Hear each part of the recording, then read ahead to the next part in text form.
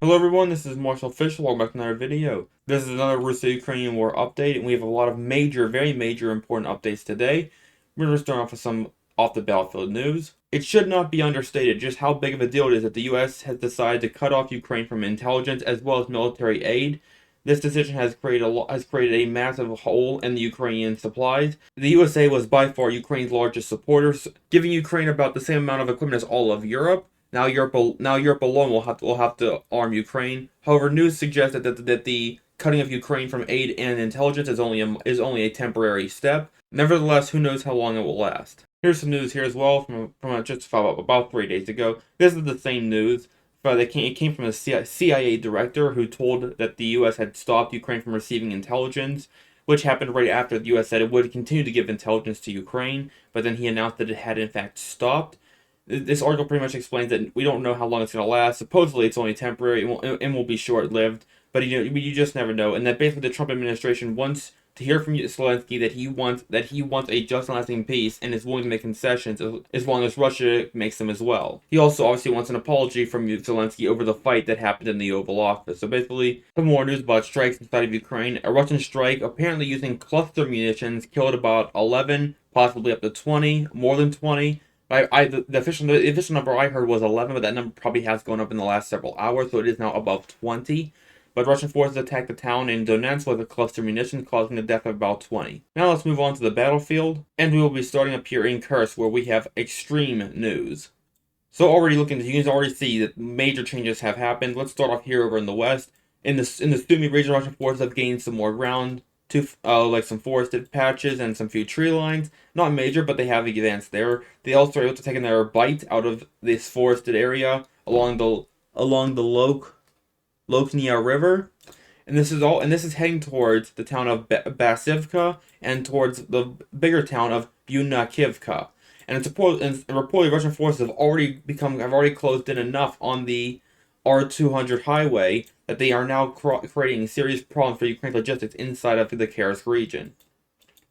For the south, Russian forces have continued to advance here through this forested area. The Ukrainian forces here have been pushed back nearly all the way back to the border, and they are also threatening the highway from this way as well. They also advanced in this forested area right here, just to the south of that. Meanwhile, we have major changes up here in the northern part and the eastern part of the region.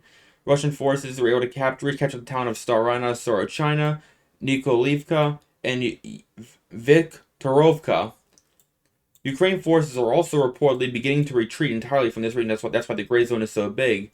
Ukrainian forces reportedly are beginning to completely withdraw entirely from this area and towards Sudzha itself. This is because of their supply lines being threatened, and it's becoming very hard to supply these troops along their forward positions, and they have now begun to retreat all the way back to Sudzha itself. So the Ukrainian forces are now beginning to pull out of the entire region. Not pull out the entire region, but pull out all the way back towards Sudzha itself, giving up huge amounts of territory. Speaking of which, over here to the east, Russian forces captured the towns of Sonitsky, Berdin, Cherkaso-Poroshno, and Martinovka. And so that's a huge chunk. That's about 23 square miles. That's a huge chunk of ground. They also captured or partially captured Kositsa. This major advancement has pushed the Ukrainians back a ton across the front line. Russian forces have also supposedly reached as far as right here, and this tree line supposedly is under Russian control. Still waiting to hear confirmation about this, but Russian forces supposedly have pushed all the way up to here and now control this tree line. So they're already pushing into the Sudzha area itself. And meanwhile, right here, and the big news, the huge news that we have, is Russian forces reportedly went through a pipeline, just like what we saw happen all the way back in the battle for Avdiivka. Right here, Russian forces were able to push through a pipeline which broke Avdiivka's southern front. We saw the Russians do the same thing again on the Toretsk front. They pushed through a pipeline right around this area, and pushed through Pivichne. But now the Russian forces have done it yet again. They have pushed through a pipeline and supposedly have popped up somewhere right in the center of Sudzha. Somewhere around here, or it could be over here, somewhere around here. Russian forces went through a pipeline and just up in and now in central Sudzha somewhere.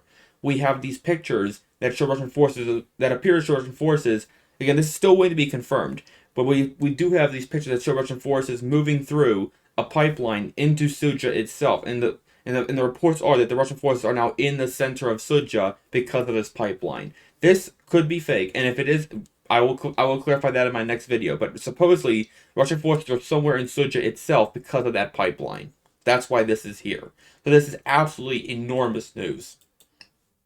And to break it down, Russian forces captured a bunch of ground here, major ground here, major ground there, pushing as far as this tree line, and have used a pipeline to pop up right in the center of Suja itself. So the Kursk front has well and truly collapsed. It is unclear how much longer the Ukrainians will be able to hold their ground on this part of the front line, but if this continues over the next couple of days, this will be under Russian control very soon. We will have to see what happens, but for now, the Ukrainian situation in Kursk has disintegrated enormously. Moving to the Kupyansk front, Russian forces made a small advance to the west of Topoli into the forested area over here to the west. But down here, further to the south, Russian forces also advanced up here through these hills on the northern part of the Kupyansk front. And over here, they also made a small advance right there. And they've also made another small-ish advance right over here, capturing these two forested areas right there. It should be worth noting that at this point, it's not clear what the goal of this offensive is. In the Ukrainian forces themselves don't really seem to understand what Russia's goal is. Yes, they've achieved a big foothold on the western side of the Oskil River, but it's also clear that the force that controls it is not strong enough to launch a major offensive. And that has kind of been a staple of this entire war. Offensives that just don't really gain a whole bunch. By both sides, really. Both sides have done this. I mean, the Russian forces have been doing that this whole entire war, basically. They've had some big gains, some major victories like Bakhmut, for example, but a lot of their offensives are smaller scale. Stuff like this. And this is a good chunk of ground they captured over the last month or so. That's a big chunk of ground. But what is the strategic value here? And that seems to be something the Ukrainians themselves don't really understand. Are they trying to push on Kupyansk? Perhaps. Are they trying to open up the ground towards the west? Maybe. But the force here is not big enough to do that yet. It's very possible, and a running theory about this is that the Russian forces simply are too worried about large-scale rapid offensives.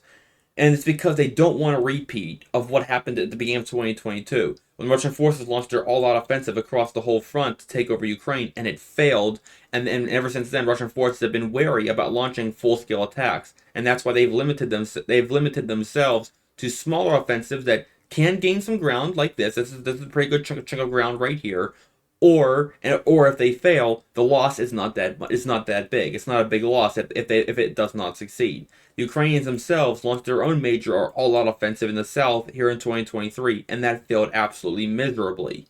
And ever since then, the Ukrainians have not really launched real offensives since then, except for up here when they launched this offensive into Russia, but that was against a totally unprepared enemy. So the question is, a lot of people do ask the question, it's at some point, if Russia wants to win this war, or if Ukraine wants to win this war, at some point, they're going to have to launch a major offensive. They're going to have to take a lot of ground.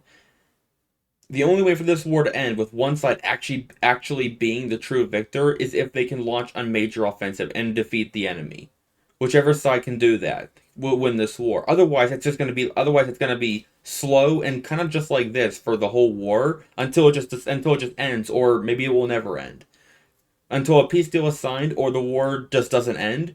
If either side, Ukraine or Russia, wants to truly win this war, win this war, at some point they're gonna have to launch a major offensive, and it seems like both sides really look like they are actually afraid to do that. Russian forces definitely, because supposedly they're in a very advantageous position right now. Yet they've limited themselves to small-scale offensives like this one, which sure that's a good chunk of ground, but at the end of the day, it's not going to win them the war. But that's what the running theory is: smaller offensives that gain some ground if they succeed, and if they fail, it's not a big deal. That's what the staple of this war has become. But at some point, that's gonna have to change. At some point, either side will have to launch an all-out offensive to try and get a major victory over the other to cement the fact that they are winning this war. But for now, nevertheless, Russian forces do maintain an advantageous position, and they are continuing to advance steadily but slowly across the front line. But in some places, Ukraine is fighting back and has seen some success doing so.